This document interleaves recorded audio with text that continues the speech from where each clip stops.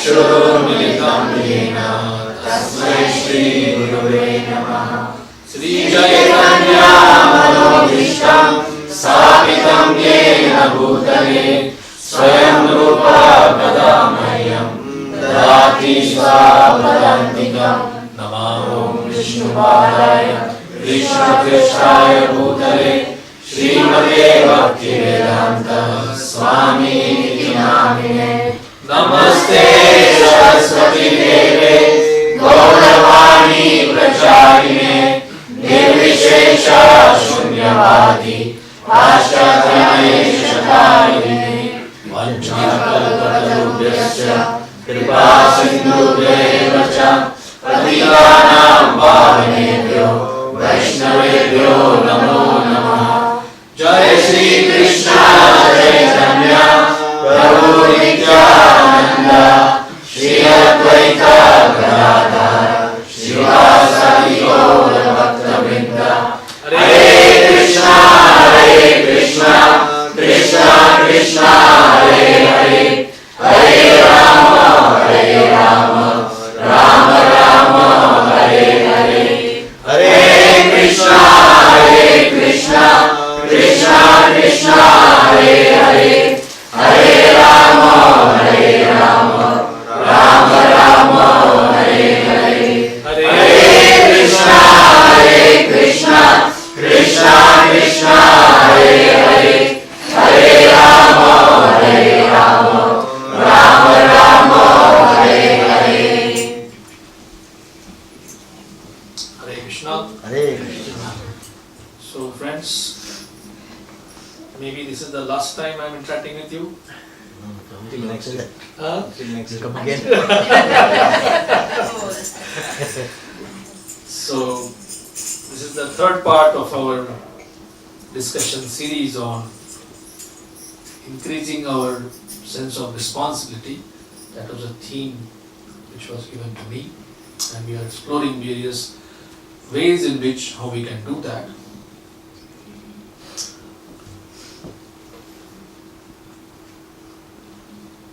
You must all have this experience. As soon as we board a flight, there is something called safety demo or a safety instruction. Sometimes they tell you to read the pamphlet and also watch the airline crew do that, or sometimes they show a video. Anyone remembers what exactly do they tell you in that safety instruction? Yes?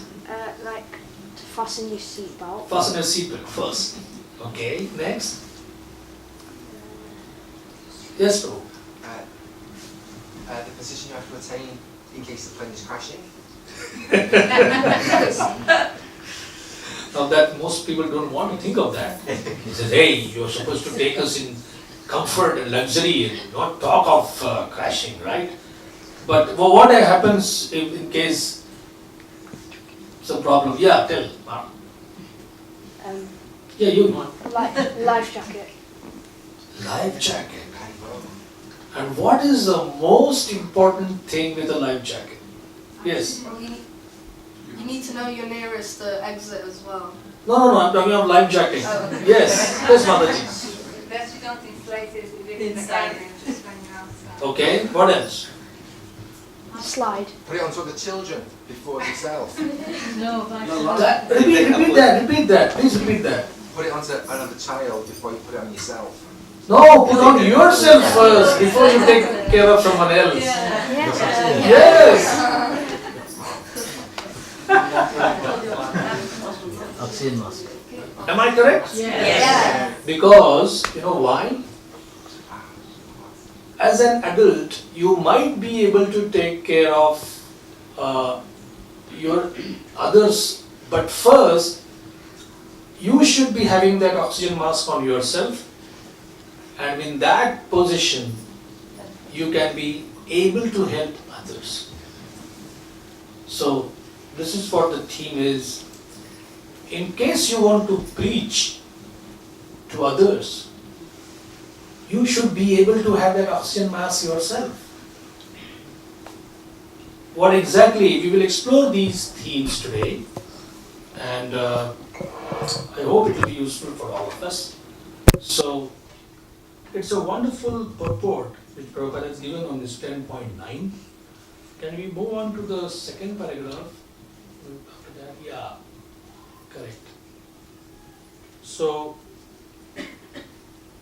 I'll just read, you can also all read silently along with me. In the preliminary stage of devotional service, they, Prabhupada is talking of devotees, relish the transcendental pleasure from the service itself, and in the mature stage, they are actually situated in love of God. So, initially we may like some particular service. I like to sing, I like to cook, I like to make garlands. Somebody says, I like to manage. You like to manage yourself? Not really. I like to manage others more than myself. So it's very easy. It's like you say, hey, all of you, we need some service in the garden. So 15 of you go here, 15 of you go there, 10 of you here, 10 of you there.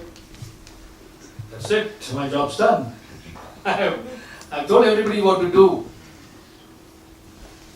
Please bear in mind, the first thing when you think of managing the lives of others is to manage your own. Srila Prabhupada compared it with oiling your own machine. You have to oil your own machine first.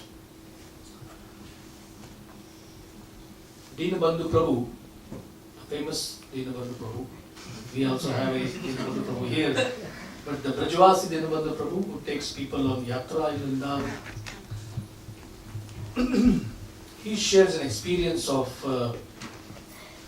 Prabhupada was called Swamiji at that time in New York, and either he's talking of himself or he's reading some God Brother's experience. My memory is a little bit hazy, but the memory is not important. What Prabhupada did was important. So Prabhupada had a small storefront. Anyone from here been to 26 2nd Avenue? Yeah. See how small it is? How unassuming, nondescript it is? And Mataji, today's times, at least the buildings are bearable. You can at least look at them. In the 60s, it was all run down, very, very kind of disagreeable population, homeless, bums, drug addicts. In fact, Prabhupada had to step over a few in order to get to his house. They would like, let's go, no problem. Like that. And Monday, Wednesday and Thursday, Bhagavad Gita lessons, that was Prabhupada's advertisement. He was not sure how to advertise, how to talk to people, but he was just sitting there. And slowly a few people started coming. And they could see that after every program, there would be fancy hot rice, dal, they would call it dal soup, and then cheese balls, paneer sometimes, sweet balls, gulab jamuns. And one day somebody asked Prabhupada, who does the shopping for all the ingredients? Who does the grocery shopping? Prabhupada said, I do. Really? At this age, a 70-year-old man going to the supermarket and bringing all this stuff? All right. Who cooks? And Swamiji said, I do. I said, oh, bringing all this grocery, cooking all these items. And of course, he will also serve after the class. And then the last question was, who does the dishes? Who does the clearing? And he said, I do. That was too much. The hippies of California or the counterculture of New York where people, young people, who were having this motto in their life, don't trust anyone above 30.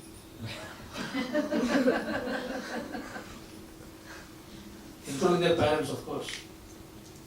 Why? Because somebody about 30 would be having such jaded, old-fashioned ideas.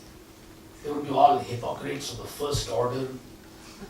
We want to be free, we want to be liberal, we want to explore the world, we want to have new ideas of how to live. So don't trust anyone above 30. And this devotee then asked Prabhupada, can I help you with the dishes today? Prabhupada said, oh, I was wondering when would somebody make this request.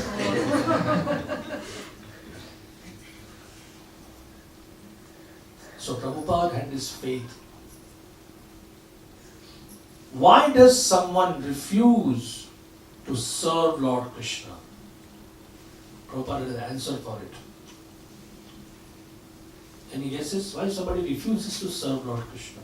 Yes? They're not worth it. Really? We are all not worthy before we joined. Yes?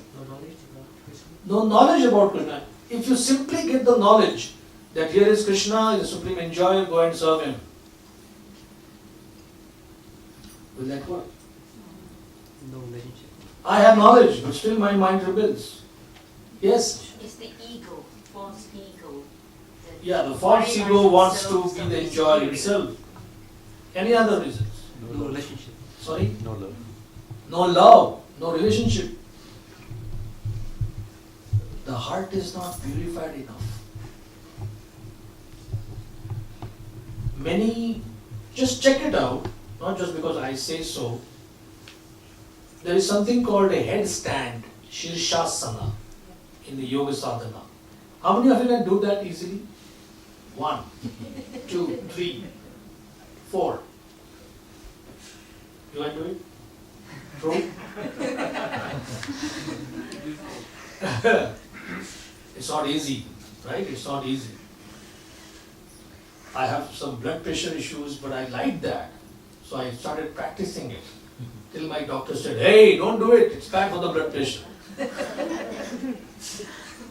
So there is a Sarvangasana, which is a substitute for that, right? Now, with some practice, you all practice, right? All of you who raised your hands, you slowly practice and then you could get it. So, Karma Jnana Yoga, the path of Karma Yoga, Jnana Yoga, Hatha Yoga, are things which, after some practice, even if you don't have it, you can get a little bit of proficiency, little bit of expertise. With Bhakti Yoga, that's not the case. Nitya Siddha Krishna Prema Sadhya Kabunoi Shravanadi Shuddha Chitte Koroye Udoy. Chaitanya Charitamrita says, love of Krishna is there. Nitya Siddha, always established in your heart.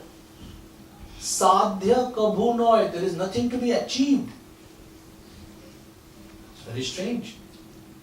If everybody is a lover of Krishna, but we see they don't love Krishna, how do we reconcile the facts? Prahlad Maharaj gives us a hint in the 7th canto. He says, just as an iron, a piece of iron filings or iron piece, is naturally attracted to a magnet. You don't need to teach the iron that here is a magnet, now you should go and attract yourself. No!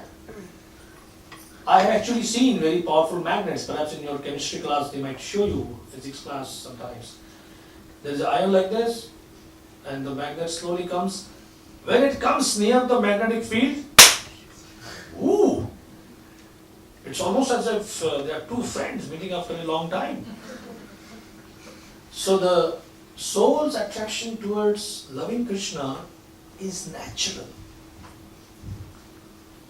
And at the same time we find, we also lament sometimes, why I am not so attracted?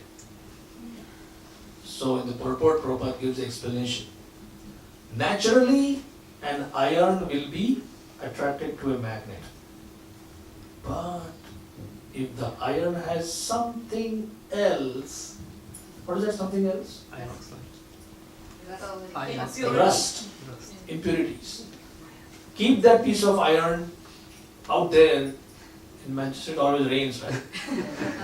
So within a few days you will find that iron gets coated by chemical engineers, they call it iron dioxide. Oxidation takes place. It's burning. Slow. Oxidation is burn. Contact with the air, the oxygen in the air, that coating over that iron makes it unable. If you keep it on a magnet, still it's not attracted. You say, hey, here it is. Below. Look at you below. Look at down. You're supposed to be attracted. No. So many times we may come in front of Krishna in a temple. Here is Krishna right in front of us. You say, why is he like this and why it's like that? Or in Manhattan there is a Union Square Park where our devotees have Harinam. And I was just thinking, Friday is my last day. So Thursday was my last day. So this last Wednesday I was there for 2 hours. And a man came and he said to one of the devotees, you know, I am Krishna. So he said, oh really? And this devotee was a newcomer from India, he was come from Salem, so he started arguing with him. So one devotee was expert. In New York you get all kinds of species. There are 400 kinds of human beings, 400,000 out of 8.4 million. And my conservative guess is you can meet some of them in the streets of New York. They are humans, 2 hands, 2 legs, but their ideas and everything are totally different from normal ideas. So here is someone who says, so they gave him a piece of, we have candy. We have Hindus, Muslims, Jews, and Christians, atheists, all kinds of people come. So this candy is specially made that it is kosher, it is vegan. Another religion there in New York. So what religion follows? Vegan. There's no dairy. So this candy is like that. So we gave him that candy. He said, I supplied you this candy. This man in the street is saying, I am supplying you. So you are all chanting my name. I am Krishna. This is the disease. In Australia, Prabhupada gave a class and there was a man who would come dressed as a magician. And he would also call himself Merlin, the old Arthurian legend Merlin. And after Prabhupada's class, devotees hoped that he would not disturb the whole atmosphere by asking some crazy question or by making some crazy comment. But Prabhupada said, so any questions? Prabhupada asked if they had any questions. And when devotee picked up the microphone and said, anybody would like to ask Swamiji a question? And Merlin's hand went up. And devotees were dreading, what could you say now? What crazy things he going to say now? So he cleared his throat, that means brace for a big speech. He said, you talked of God creating everything, God maintaining everything. I feel, Merlin is saying, I feel, I move the sun and the moon and the stars and the firmament and everything. Everything revolves around my instruction, my order. And they were wondering, what would Prabhupada say? Would he be angry? Would he just blow up? Prabhupada said, every living entity in this world thinks like that. What's the surprise if you think like that? Everyone thinks like that. Everyone wants it to be like that. That the whole world should revolve around me. You are no special. Everybody thinks like that. He was shocked. He never thought somebody could give that kind of explanation. Do you have any other questions? No? Then sit down. He sat down and never uttered a word after that. So, when we read Prabhupada's purport, sometimes we come across this thing that the living entity is envious. And I'm honest, before the deities, I like to tell the truth. I was thinking, I'm from India, so I know who Krishna is. And there could be some kind of anger, resentment, jealousy. What about people in the West or Africa, other countries who have never heard of Krishna? How can they be envious of him? If you know someone, like you know Bill Gates has so much wealth, or who's the richest guy here in UK? Anyone? Or the government has taken all the money and there is no. You must Queen. She's the richest? No, she's not? No, she isn't. Used to be. Used to be. Okay. So Long you. time ago. Sorry?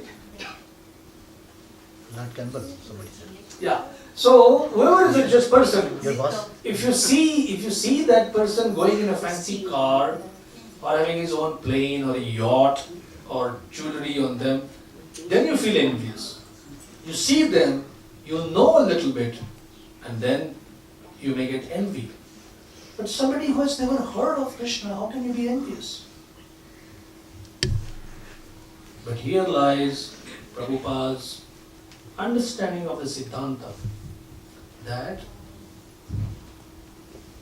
in a conversation with a Salvation Army volunteer who later became Prabhupada's disciple, Brahmatirtha Prabhu, his name was Bob Cohen at that time, and he said, what's wrong if you just want a simple job, some reasonable salary, some income, and you have your family? Is there any problem with that? So Prabhupada said, what did you say? Oh, I just have some little money with me. So what's the problem? Prabhupada said, whose money? He said, whose money? My salary, my money. Prabhupada said, Krishna claims in the Bhagavad Gita, Aham sarvasya prabhavo bhakta sarvam pravartate. Everything comes from me. And he explained to him, no doubt, the money in your pocket, the jewelry on your neck, your bank balance is yours temporarily. That's the important word. Temporarily. I came by the Virgin train, Virgin Express. I had a nice comfortable seat. I had paid for that seat. I, in the sense, you only paid, but somebody had paid for the seat. How much is my claim? Till Stockport. That's all. As soon as I get down, I can't tell you, a train passing by, you know the B coach, that 11 number seat is mine. You say, it was yours. That too on Friday. Today is Sunday, it's gone. So please try to understand the concept of temporary ownership. As long as you have a body, along with the body you have your karma, you get something, some assets, some liabilities. Of course we would like Krishna to take all our liabilities, but we would like to keep the assets with us. But thinking something separate, something as separately owned by me, that is showing envy. Like you can go to Alexandra Park, but you can't claim this bench is mine. It is there for your consumption. You can use it, but don't abuse it. Or like the presidential palace or the White House in America. If you see an ad in the newspaper, White House mansion for sale, please contact owner D. Trump. He will say, hey, you can't sell it. You say, But I have it, you have it for 4 years. Mercifully, if not. So, showing envy of Krishna is not knowing who this world belongs to, who this body belongs to. And as our Shastra says, envy towards Krishna doesn't stop at that. Then it's envy towards Krishna's other part and parcels. Then you envy somebody close to you. It's like a nuclear fission, it simply goes on increasing. So the Bhagavad Gita, it teaches us right at the root, you understand everything belongs to Krishna. It's a tough thing in the beginning, but it's a cultivation, and that's where we are at. Seriousness, taking responsibility in devotional service or in bhakti yoga is a process of cultivation. I'll read further. Once situated in that transcendental position, they can relish the highest perfection which is exhibited by the Lord in His abode. Lord Chaitanya likens transcendental devotional service to the sowing of a seed in the heart of a living entity. There are innumerable living entities traveling throughout the different planets of the universe, and out of them, there are a few who are fortunate enough to meet a pure devotee and get the chance to understand devotional service. Now, this is a fact. Devotional service is a secret. It's not as easy as we think. But in this age, Sri Chaitanya Mahaprabhu and Nityananda Prabhu, they actually, it's a conspiracy, it's a loving conspiracy to make everybody and anybody in the world fortunate. Somebody asked Prabhupada, what it means to be fortunate? Prabhupada said, like you are loitering in the street, penniless, jobless, no prospects, and somebody comes with a big bag of gold and pushes on your chest, take it, take it, take it. And you might say, I don't have any strength to carry any weight. Why give me this burden? This is not a burden. You heard of this sometimes? Opportunity knocks on your door and you complain about the noise. That's what happens in Kali Yuga. You're sleeping in the lap of Maya and opportunity knocks on your door and you say, who's that? Who's disturbing my sleep? But actually it's an opportunity. So somebody gets a book, somebody gets prasad, somebody gets the holy name. Srila Prabhupada summarized what exactly is preaching. Prabhupada summarized it in this way.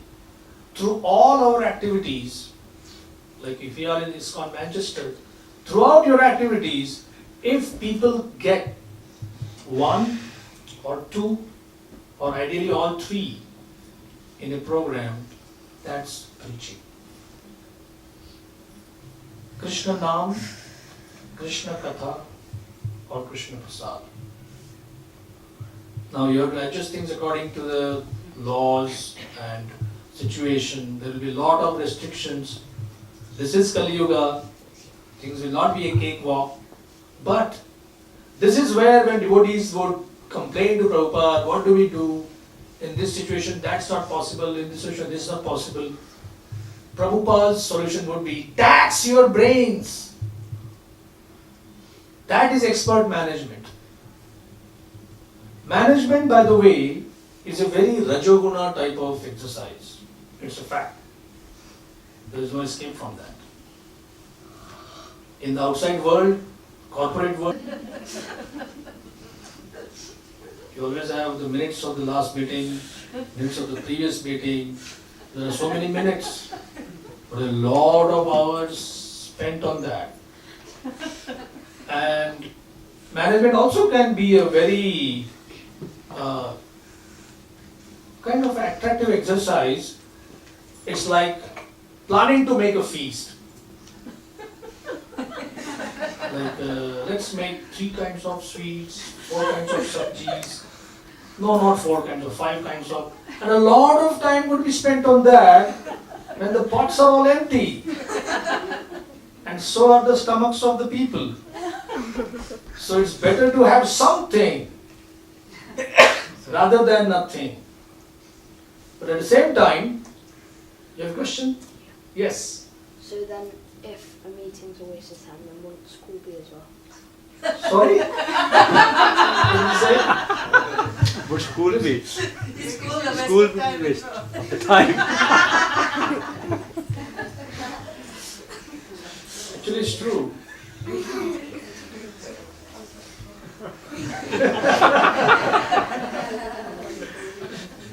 Next is exams. It's the best use of a bad bargain. What can be done? Prabhupada didn't like to go to school. Do you know that? You can tell it to your parents. I'm sorry. You might say, Prabhuji came, just gave a small class and my whole life is a mess after that. But you know what Prabhupada's mother did? You don't know that. She appointed a servant who would catch small Abhay by his hand, take him to school, wait till the school finishes and bring him back. Why? Because one day Rajani, that's Prabhupada's mom's name, she said, Abhay, school starts tomorrow. She said, oh, I have stomach pain. So one day was stomach pain, shoulder pain, head, whatever. And then in the night, Gaur Mohan Day, Prabhupada's father would come and she would say, your son refuses to go to school. And Prabhupada said, my father was always affectionate. He says, 2 people, my father and my spiritual master, they just gave me only affection. And his father would have to make a show of being angry. Really? You didn't go to school today? Why? He said, but I'm going to go tomorrow. He said, okay. So he would tell his wife that, but he's going to go tomorrow. Why make such a big fuss of it? She knew tomorrow morning some other excuse would come up. Like one day in a village fair, like you have these county fairs, something like that. Abhay saw one gun, plastic toy gun. And he said, I want one. His father said, all right. So he got one. I said, what happened? I want another one. He said, you already have one to fire. This is for the right hand. I want one for the left hand. So this is how Prabhupada said, my father was so affectionate. It's correct. So coming to the point of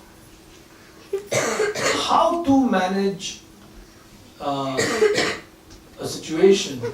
For example, if you just have Krishna Katha, which is good, people would enjoy. But after Katha, you need prasad, right?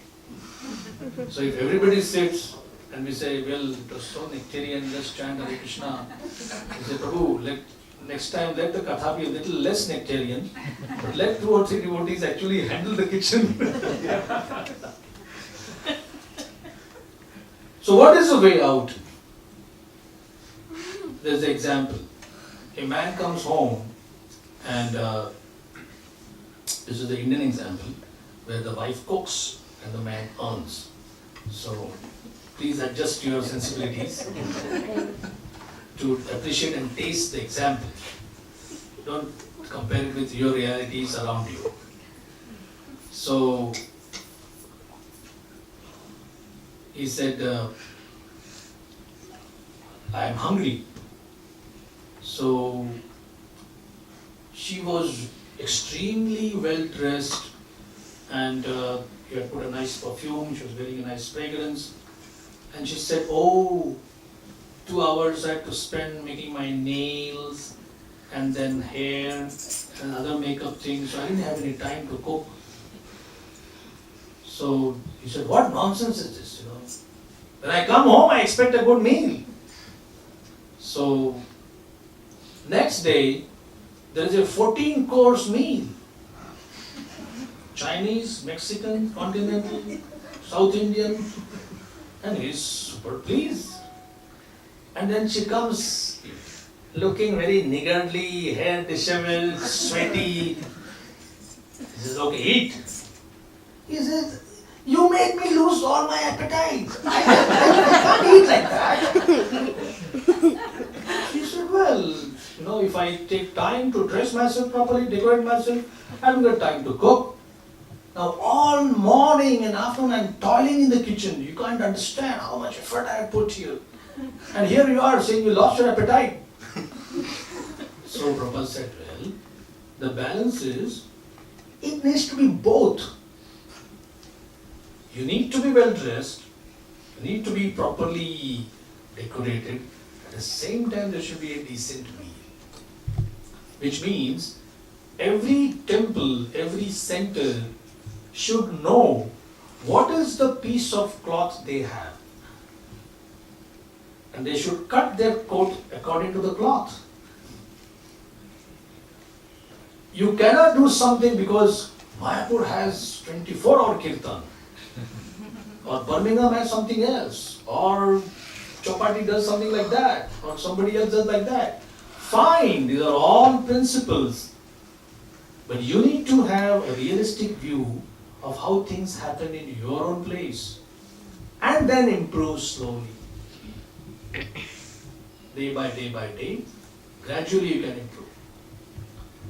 That kind of incremental progress is always healthy.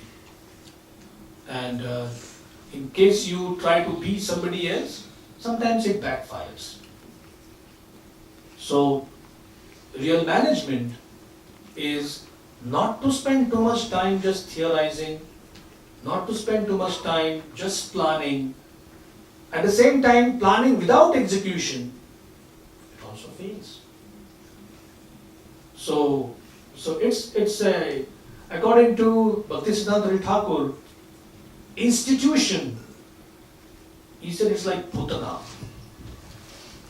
She looks like a mother, but she's not. Yeah, Putana came in Vrindavan and people thought Indira Eva. She looks like the goddess of fortune. And this boy who has appeared in Nanda Maharaj's palace, he may be Narayan. So she's coming looking for her husband. So Rajasis are so simplistic in their thinking.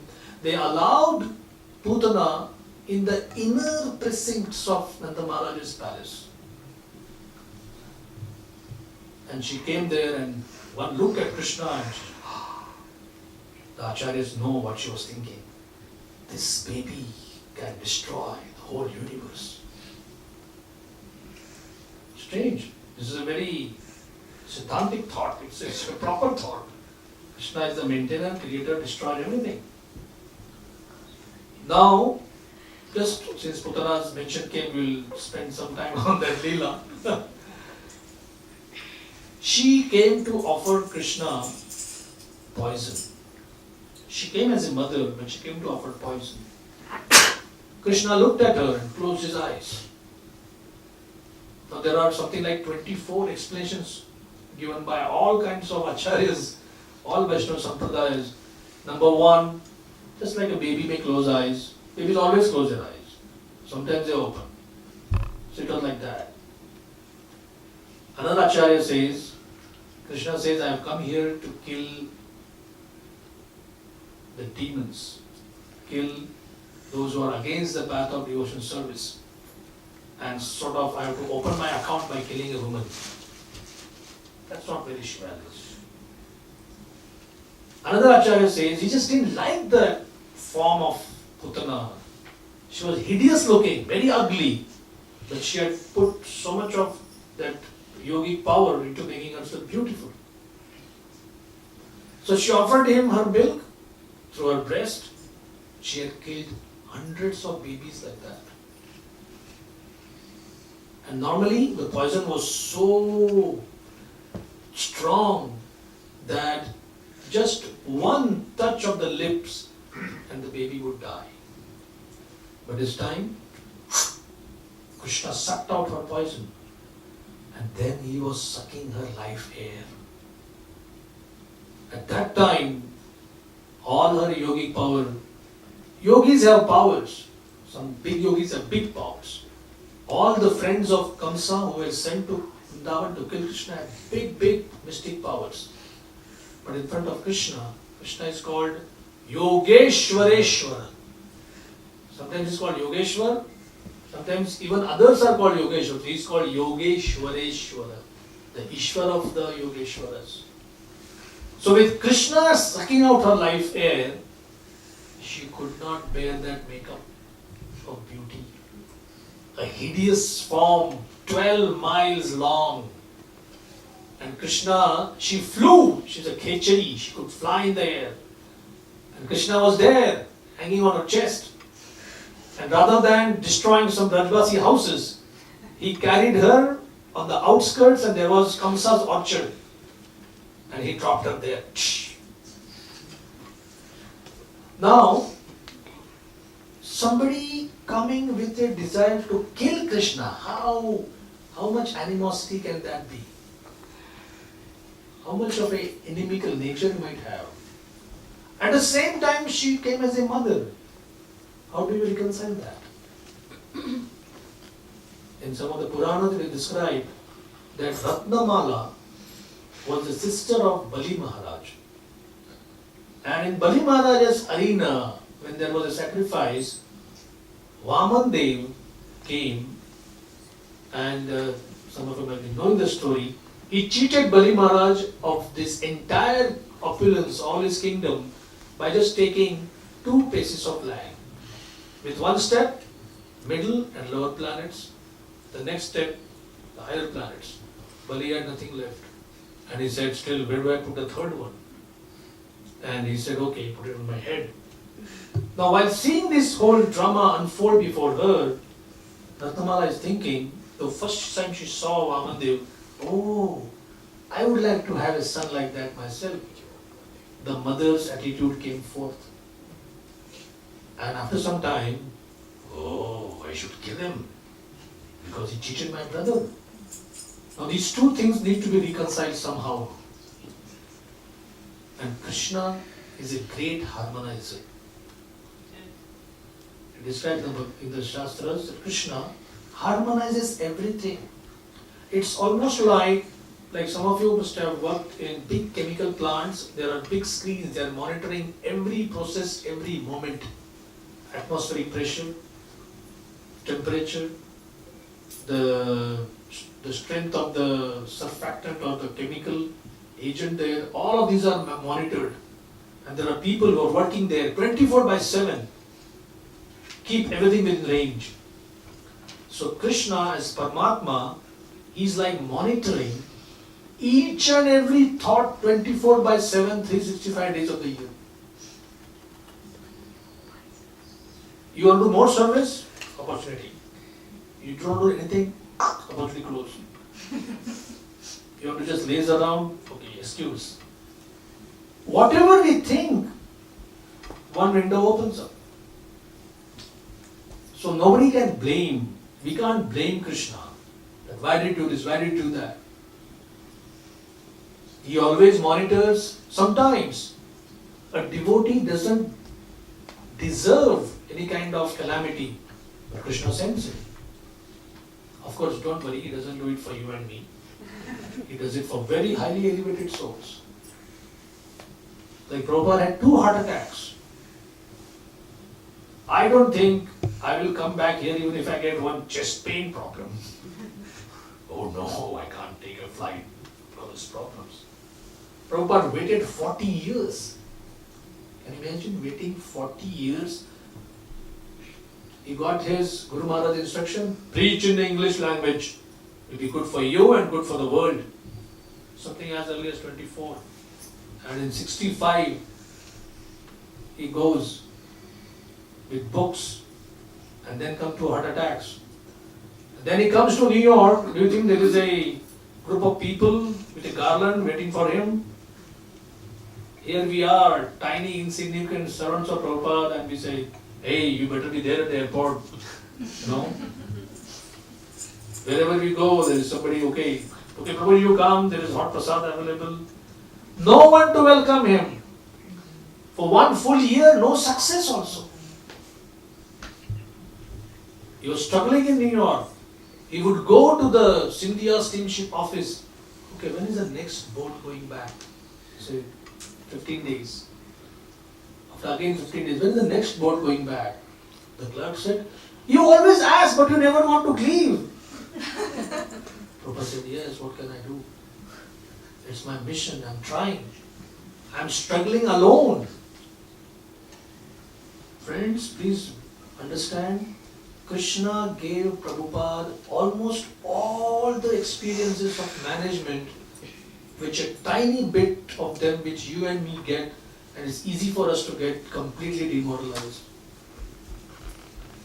In Mumbai, there's a group of influential rich businessmen, and Prabhupada put forth the idea of a 7-day festival, morning, evening, kirtan and katha, and massive prasad distribution.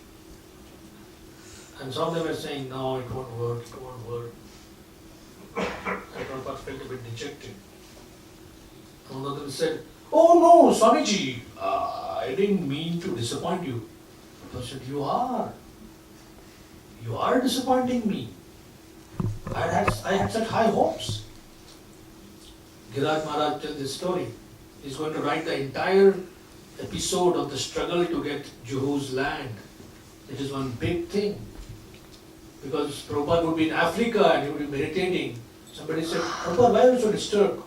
Somebody is stealing bricks from the Juhu compound. So he's in Africa and he's meditating on some thieves stealing bricks from the Juhu compound, place where they were supposed to build the temple. So, Krishna is a harmonizer. He harmonizes everything.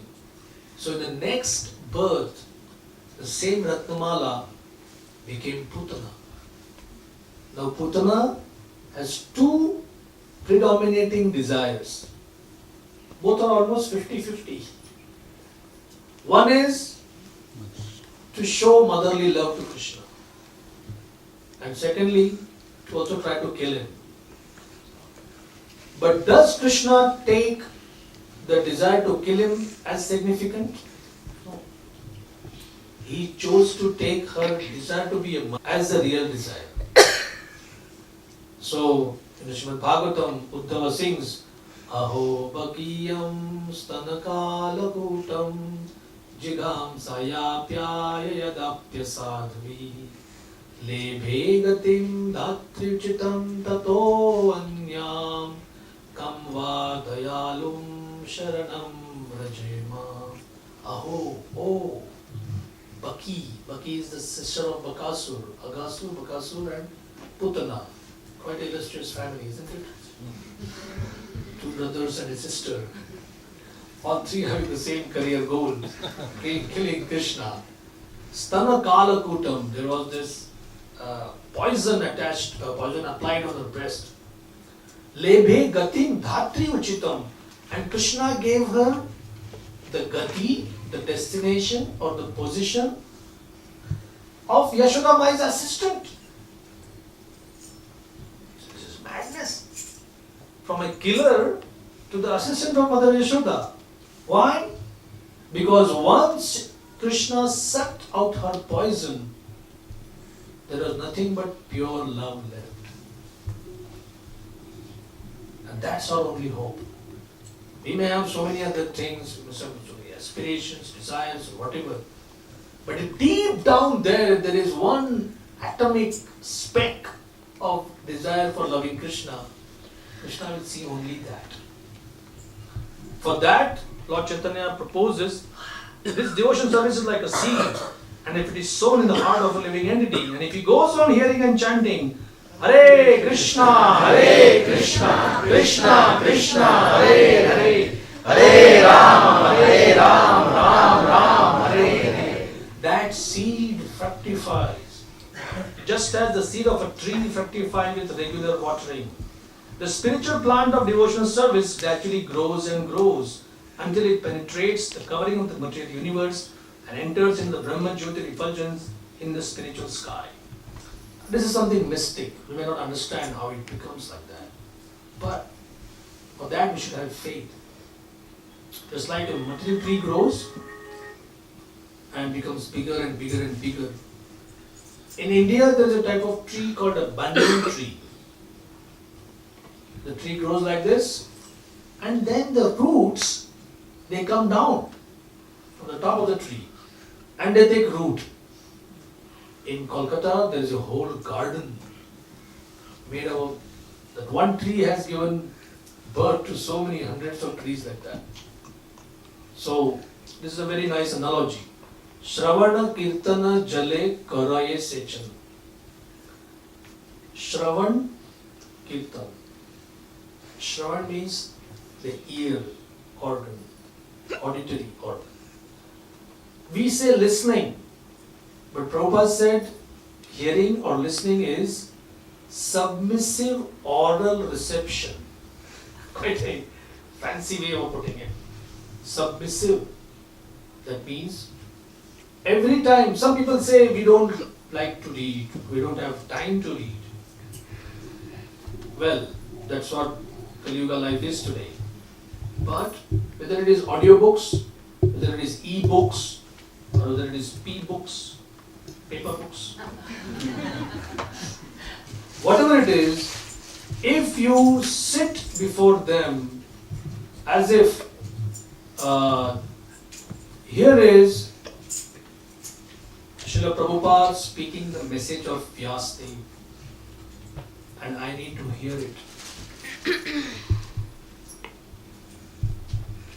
Shyamananda Maharaj, he gave a nice class and this is there on the Dandavats website.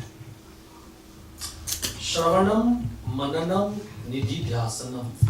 This is how the Vedas describe. You first hear it. Shravanam. Then Mananam. Mananam is to, Mana is the mind. So you think about what you have heard. The third is Nididhyasanam. You churn it a little bit, which means you discuss. You talk to someone. Maybe there's a small group. I'm just sharing, I'm not saying you all do like that, but in Chopadi, there is one group of devotees, just 4 or 5 devotees close together. Every morning, whatever they have read or heard the previous day, they send on WhatsApp. That's a very nice thing, isn't it? So you get the benefit of what somebody else has done. And it could be just a simple thought. It need not be. I find sometimes devotees feel, oh, that was an earth-shattering lecture.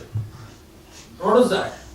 Well, Sannyasi Maharaj said we should surrender unto Krishna. What's so earth-shattering about that? This is a simple message throughout. But we do get attached to something which is strange, something which is earth-shattering. Actually, it is in one way. When a living entity decides to turn his face towards Krishna, that's really earth-shattering. That's like the biggest earthquake his mind can ever see. Because it's like a super tanker which is going in this direction and slowly it's moving in the opposite direction. You know how much time it takes for a super tanker to move complete 360 degrees? Sometimes it takes days. Because it's such a big thing going from this direction and suddenly to change. The decision to change takes a moment. But there's a rudder beneath it. It is moving like this. And then it starts slowly turning like this. So maybe the decision to become a devotee is like this. Okay, I want to be a devotee, that's all. But the actual manifestation in your mind, intellect, ego, takes months, years, lifetimes sometimes. It's a lifetime's project. Srila Prabhupada told Bhakticharu Maharaj, give this one life to Krishna. And he was thinking. He said, sometimes people can say, what if it doesn't work? Yeah, I give my life to Krishna, I am not that happy. So Prabhupada said, you had so many lives before, and you will get so many lives after that. So one life loss is not a very big thing. But he says, we know. Like one person was arguing with Prabhupada, what is fun? What will you do? Think about that. You are telling me there is none, what should I be doing? I am asking you if there is one, what you will be doing? So our idea, our conception of the spiritual world is not based on fancy, it's not based on imagination. Urdhva moolam adashakham ashwatham prahuravayam. This world has all the trappings or all the, you can say, the flavors of love, friendship, affection. But none of that is eternal. Why is that? We want to make it eternal, isn't it? All the fairy tales which we read while kids, the prince marries the princess and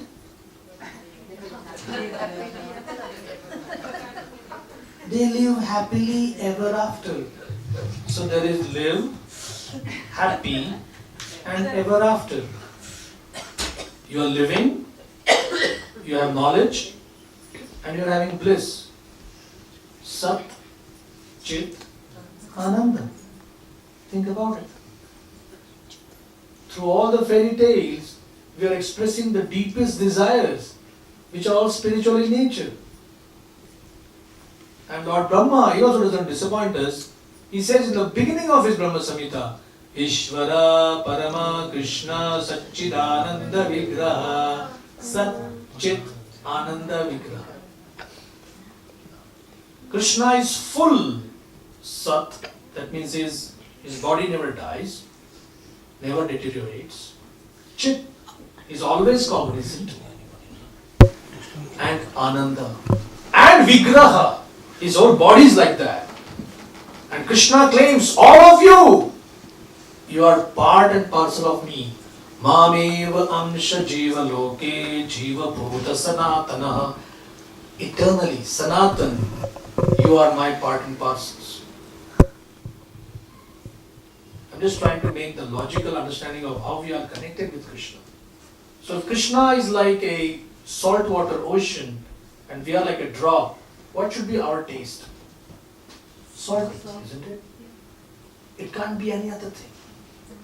So if Krishna is Satchidananda Vigraha and we are a tiny fragmental part of him, we have to be Satchidananda. Why are we not then? Why are we Asat Achit Nirananda? Just the opposite of that. The body is Asat, not last long. Achit. I don't know what happens. I don't know how my hair grows, my nails grow. I'm not cognizant. I don't know why I am having headache or back pain. So I'm not fully cognizant. And who can claim that my body is a source of pleasure? The body itself is a vehicle for misery. So this is this unholy nexus, as they say, unholy combination. A material body and a spiritual soul. So take out the material body and what remains is the spirit soul. But the spirit soul needs a spiritual body. Right now, material body is caused by material desires. So you may say, hey, does it mean that the spiritual body is caused by spiritual desires? Correct. So spiritual desires means spiritual thinking. And for that you need to come together, like this association. Associate with each other. Take Krishna Prasad, chant Krishna's name, and gradually these desires will grow. Cultivation, same thing. So, in the spiritual sky also that plant grows more and more until it reaches the highest planet, which is called Golok Vrindavan, the supreme planet of Krishna. Ultimately, the plant takes shelter on the lotus feet of Krishna and rests there. Gradually, as a plant grows fruits and flowers, that plant of devotional service also produces fruits. And the watering process in the form of chanting and hearing goes on. So, real management of any center, any temple or any yatra is to ensure this process of cultivation goes on and on and on. That's all. Expansion, more fundraising, that all becomes a concomitant factor. That's not the real goal why you are here. The real goal always will be, are we increasing Shravanam, Kirtanam, first of all of the managers? If you don't have, if you say, oh, all my life I toiled to give everybody a facility to chant and hear, and I didn't have that. No, you might become dry.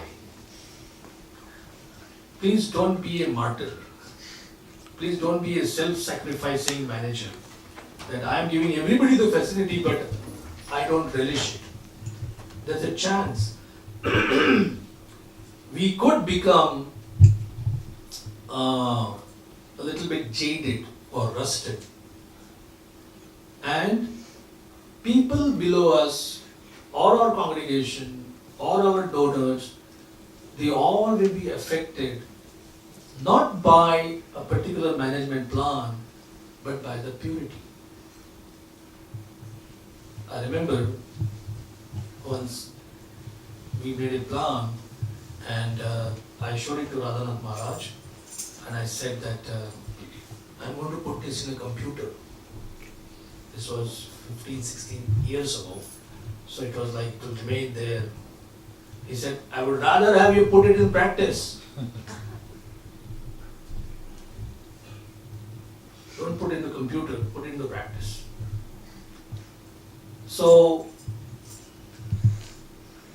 the cultivation of the Bhakti-Lata creeper, that is the main goal of this Hare Krishna movement. Whether they know it or they don't know it, it was George Harrison who wrote that everyone is searching for Krishna. Some know it, some don't. And here we are, fortunate enough by Prabhupada's mercy, to understand that it's a goal. And the more we give, the more we get. And that is how this cultivation can nicely take place. Hare Krishna. Srila Prabhupada ki jai. Shri Radha Gokulananda ki jai. Shri Gaur Nitai ki jai. Any questions, comments, corrections? Thank you for today's. I want to say thank you for speaking with us today. Thank you. Anything else? Yes, Mataji. I ask in Hindi. Okay. So आपने जैसे कहा कि कृष्णा से invest करते हैं, मतलब Indian लोग तो जानते हैं लेकिन वेस्टर्न लोग नहीं जानते, तो उन लोग कृष्ण से इन्वेस्ट करते हैं. तो मेरा कहना था कि हम भी कृष्ण को जानते हैं लेकिन फिर भी इन्वेस्ट करते हैं, तो हम कृष्ण से इन्वेस्ट करते हैं या एक दूसरे से हम इन्वेस्ट करते हैं? Okay. The question is, those of us from Indian background, we know who Krishna, a little bit at least. Sometimes we claim more, but at least we say a little bit. So, are we envious of Krishna, or are also we envious of other devotees around us? Correct? That is the question. Yeah. Envy is a very, very disagreeable emotion. It's a very negative emotion where you simply don't like others' progress. To put it very simply. I want wealth, I want fame, I want beauty, I want knowledge. And when I read Shastra and I am told, Krishna has all knowledge. Really? Why? We don't really say, oh really? How nice. That means if I want knowledge, I can go to him. That's not the predominant emotion. Who gave him that? Our Shyamananda Prabhu, he used to give a nice description of envy and its partner, jealousy. So envy is when your neighbor gets a new car that's envy. And when you throw a rock and smash the screen, that's jealousy. Envy, jealousy is envy put into action. So, throughout history, human society has succumbed to this anartha, to this base desire. So much so, once Maharaj gave the explanation of, in France, they have French cuisine, French fashion, and French perfumes, and so many things French. They really pride on that. So there was this king, Louis, some number, I don't know, 13 or 14. And 14? Yes. Yeah. And he would throw lavish parties, but more than parties, there would be a platform for showing off his new dress. And everybody had to admire, oh. And after some time, his own people, they become fed up to their butt teeth, so to say. Then they caught him, imprisoned him on some pretext and chopped his head off. Like, enough! This guy is such a show-off. So, anything you see as beautiful, anything you see as sublime, this envy kind of hampers, it pollutes everything. So Matari's question is, we are devotees, trying to be at least, right? We have tilak, kanchimala, shaved our heads, comes the program. Now, this kind of devotee makeup, if I can use that word, it's like we have put on a makeup, facials, cream, and everything. What if we find ourselves in a big shower, not this Manchester rain, but the Mumbai rain, pouring, and suddenly you will find that all your makeup has been washed away. And then what you really are shows. I'll tell you a funny story. We have a very rich man, he had a yacht, and only 24 people can comfortably stay in the cabins. And he took some of his most richest, influential friends. And near Mumbai Harbour, there is Elephanta Caves. It's a tourist attraction. People go there. So this plan was to take a jaunt, a ride in the yacht, and then stop the yacht somewhere, take rest for the night, and next morning come back. But unexpectedly, it was heavy rain and rough weather, and the yacht was bobbing like this. All of a sudden, they all retired in their cabins, and they had all washed their faces. They had a party evening, nice, celebration, and they had all gone back. And because of this violent thing, they all came out. And they were horrified to see each other. He looks so horrible, she looks so horrible. They were all without their makeup. So, they all ran back. So many times, adversity or our life suddenly splashes the whole pail of water on our face. The whole makeup comes out. So, you are right. We could be envious of the next devotee. He joined 8 years after me. I am senior to him. Which means that progress also I should be progressing first, and Bhakti Yoga is not a rally. It's not a race. We are all mercy cases. One devotee told me something which I'm really trying to keep in the core of my heart. And that is, if you see someone getting real prema bhakti, somebody is getting real devotion towards Krishna, pure service, he said you should rejoice. Why? Because you have evidence that the process works.